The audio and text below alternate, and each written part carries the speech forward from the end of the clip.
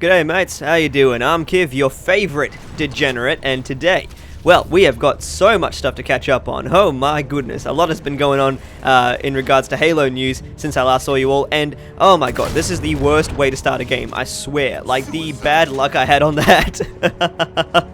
Oh, this is bad. But anyway, I have got a pretty outrageous title on this video, and I don't have, I guess you could say, a real insider, but this is just me trying to connect some dots, so I don't mean to try and offend anyone, and I certainly don't want to try and leave a bad taste in anyone's mouth, especially Chris Lee, but this is just me trying to kind of string things together and connect some dots that I don't think people have fully put together just yet. So, to catch you all up on the news first, and then I'll kind of go into what I think is going on.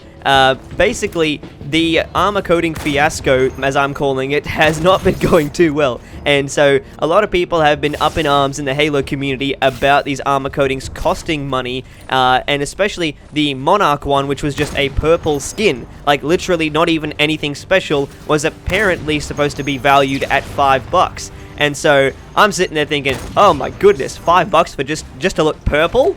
Not even like a decent color, just purple? Like, come on. This is pretty bad.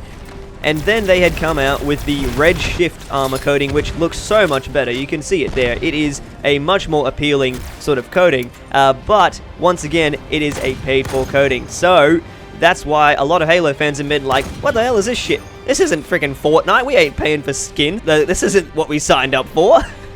So, because of that, that's been one issue. And then a couple days ago, we've got news that Chris Lee, a studio head from 343, who's been there for like years, has also left. So like many other Halo fans, my initial concern was, what the hell is going on with this game? This has been bad news after bad news. And I don't know what Microsoft or 343 is going to do to fix this. We haven't heard anything that seems at all reassuring. Like, I didn't make a video initially because my initial thoughts were, okay, let's take the Cyberpunk route and just delay the game even more if needed, because you guys take the time and come out with a decent Halo game, and then we're cooking. But if you come out with a half-cooked game, then I'm gonna critique it like Gordon Ramsay, and I'm gonna call it out if it's being shit. Like, I'll put it between a few slices of bread, and I'll say to 343, what is this? This is a shit sandwich. So, that's why I initially thought, hey, let's take the Cyberpunk route and just delay the game. I don't care if I have to wait longer. Give me something that I'm actually going to enjoy. But after having some time to mellow it out and think it through, I figured, hey, this may actually be a sign of good news, because we don't know if him leaving is good or bad. So being the Sherlock Holmes that I am, I rubbed my two brain cells together and I said, what if he was fired? And this is pretty, there's no proof. There's absolutely none. But if you look at the post for it, it kind of alluded to him going off to pursue other things. And in the real world, that roughly translates to, I walked out before I got fired. So that's what I think happened.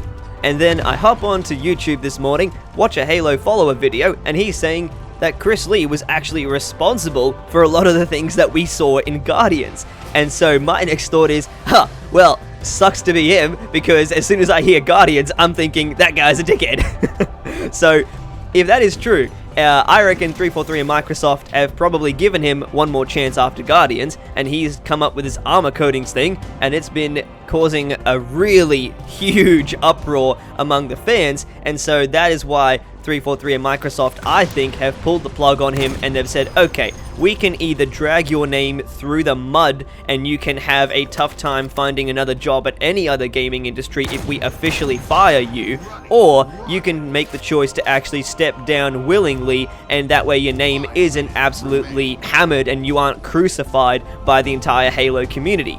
And that begs the question, why would 343 or Microsoft do that? Why would they give him the choice? Why not just say, nah, you're done. Get the hell out of my office. Well, you see, when you're making a game, any kind of news about the game is going to affect it, and that can be both good and bad. So, if you're firing developers that have been there for years and years, then the fans are not going to be as willing to buy your game, because it doesn't look as if the game is actually in a stable condition. It doesn't look as if the development of the game is progressing well. It looks as if everything is in shambles. So you're going to come out with a game that isn't very good. And so because of that, they have to make these choices to make sure that everyone is able to still come out with a decent win, and that the game overall doesn't suffer.